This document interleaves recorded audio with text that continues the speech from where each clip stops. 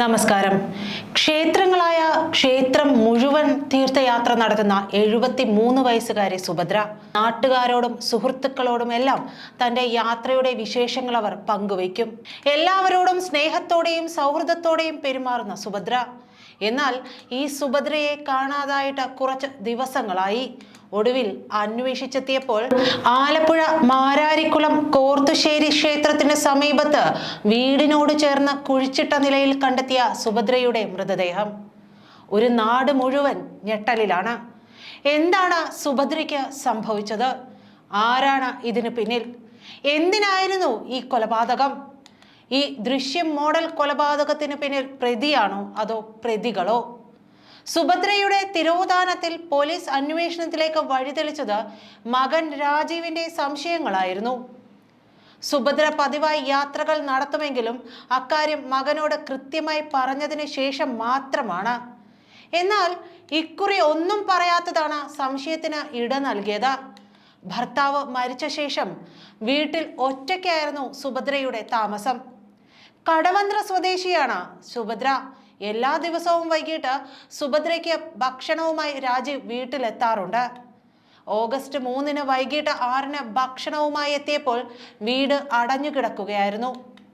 രാജീവ് പിറ്റേന്നും ഭക്ഷണവുമായി എത്തി.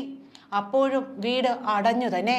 ഇതോടെ സുഭദ്രയുടെ കൂട്ടുകാരിയും അയൽവാസിയുമായ തേനാമ്പറമ്പിൽ ഡെയ്സിയുടെ അടുത്തെത്തി കാര്യം പറഞ്ഞിരുന്നു. കരുത്തല റോഡിൽ ചായക്കട നടത്തുന്ന ഡെയ്സി ആ ദിവസത്തെ സംഭവങ്ങൾ ഇപ്പോഴും ഓർക്കുന്നുണ്ട്. സുഭദ്രയെ ആലപ്പുഴയിൽ കുഴിച്ചുമൂടിയ നിലയിൽ കണ്ടെത്തിയ വിവരമറിഞ്ഞ ഞെട്ടലിലായിരുന്നു ഡെയ്സി. കാണാതാകുന്നതിന് തലേ ദിവസം ഓഗസ്റ്റ് 3 തന്റെ ചായക്കടയിൽ സുഭദ്ര വന്നിരുന്നുവെന്ന് ഡെയ്സി പറയുന്നു. ക്യാഷ് കൗണ്ടറിലിരുന്ന തന്റെ അടുത്ത് കസേരയിട്ടിരുന്ന് സുഭദ്ര ഏറെ നേരം സംസാരിച്ചു. കൂടുതലും പറഞ്ഞത് ക്ഷേത്രങ്ങളെക്കുറിച്ചും അങ്ങോട്ടേക്കുള്ള യാത്രകളെക്കുറിച്ചും തന്നെ. ഡെയ്സിയുടെ മകൻ ഡിബിനും അന്ന് അവിടെയുണ്ടായിരുന്നു. സാധാരണ അമ്മയെ കാണാൻ സുഭദ്ര വൈകിട്ടാണ് വരാറുള്ളത്. അന്ന് പകൽ 11 ആയപ്പോൾ സുഭദ്ര വന്നിരുന്നുവെന്നും ഡിബിൻ ഓർക്കുന്നുണ്ട്. പക്ഷെ പിന്നീട് പോലീസിന്റെ അന്വേഷണം മറ്റൊരു തലത്തിലേക്ക് നീങ്ങുകയായിരുന്നു.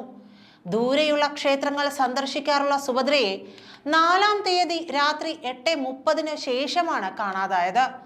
സുഭദ്ര ഒറ്റയ്ക്കായിരുന്നു കടവന്ത്രയിലെ വീട്ടിൽ താമസിച്ചിരുന്നത്. ഇവരെ കാണാൻ ഇടയ്ക്ക് ഒരു സ്ത്രീ വന്നിരുന്നു.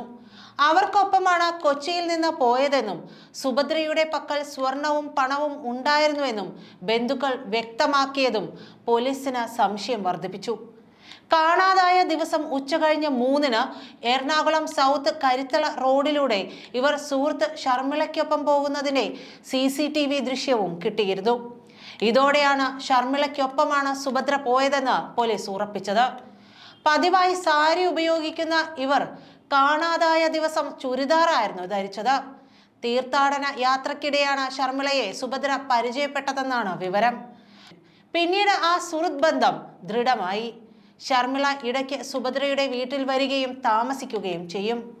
തിരിച്ച് സുഭദ്രയും ആലപ്പുഴയിലെ ഷർമിളയുടെ വീട്ടിലേക്ക് പോയിരുന്നു. നേരത്തെ ഷർമിളയും സുഹൃത്തും ചേർന്ന് കരുത്തല റോഡിന് സമീപം ഹോസ്റ്റൽ നടത്തിയിരുന്നു. ഇതിനുള്ള സാമ്പത്തിക സഹായം ചെയ്തത് സുഭദ്രയായിരുന്നു. സുഭദ്രയുടെ ശരീരം കണ്ടെത്തിയ കോർത്തുശ്ശേരിയിലെ വീട്ടിൽ വാടകയ്ക്ക് താമസിച്ചിരുന്നത് ഈ പറയുന്ന സുഹൃത്ത് ഷർമിളയും ഭർത്താവ് കാട്ടൂർ സ്വദേശി മാത്യൂസുമായിരുന്നു. ഇവരെ ഇപ്പോൾ കണ്ടെത്തി കഴിഞ്ഞു. ഓഗസ്റ്റ് 7 കോർത്തുശ്ശേരിയിലെ കൂലിപ്പണിക്കാരനെ കൊണ്ട് വീടിന് സമീപത്ത് കുഴിയെടുത്തുന്ന പോലീസ് കണ്ടെത്തുകയും ചെയ്തു.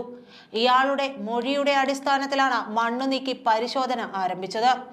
മക്കളായ രാധാകൃഷ്ണനും രഞ്ജിത്തുമാണ് കൊച്ചിയിൽ നിന്ന് ആലപ്പുഴയിലേക്ക് എത്തിയത്. തുടർന്ന് മൃതദേഹം വണ്ടാനം മെഡിക്കൽ കോളേജിലേക്ക് കൊണ്ടുപോയി. സുഭദ്രയുടെ കാലിലെ ബാൻഡേഡ് ഉൾപ്പെടെയാണ് ഇവർ തിരിച്ചറിഞ്ഞത്.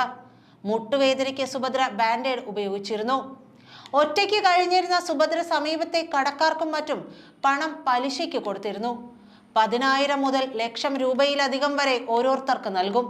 കടകളിലും മറ്റുമെത്തി അത് പിരിച്ചെടുക്കുമായിരുന്നു.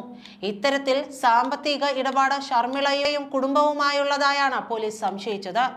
ഏതായാലും പ്രതികൾ ഇവർ തന്നെയാണെന്ന് ഉറപ്പിക്കുന്ന തെളിവുകളെല്ലാം ഇതിനകം തന്നെ പോലീസിന് ലഭിച്ചു കഴിഞ്ഞു. നന്ദി.